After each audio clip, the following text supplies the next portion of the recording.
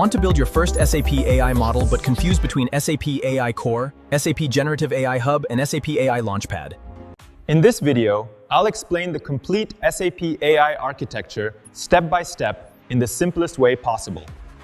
First, we have SAP Generative AI Hub. This is the place where developers and consultants can discover, test, and integrate different large language models, or LLMs. Using SAP Generative AI Hub, you can test prompts, access AI models, integrate generative AI into SAP applications, build AI-powered business solutions. Next comes SAP AI Core. SAP AI Core is the runtime engine of the entire AI system. Its main job is training AI models, deploying AI models, managing AI workflows, running AI pipelines in the cloud. Now notice the connection between SAP Generative AI Hub and SAP AI Core. It connects to SAP AI Core via APIs. The Generative AI Hub helps you access and integrate AI models.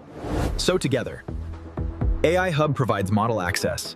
SAP AI Launchpad is a centralized web-based dashboard. It helps consultants, developers, and admins manage AI scenarios. Using Launchpad, you can monitor AI models, track deployments, manage workflows, check model performance, control AI operations. Step 5 Role of SAP Consultant.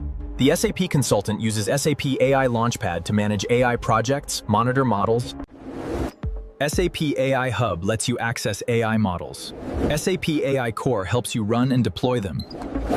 Like, subscribe, Anubhav Trainings. Learn, upskill, grow. Hit the bell icon. Visit www.anubhavtrainings.com.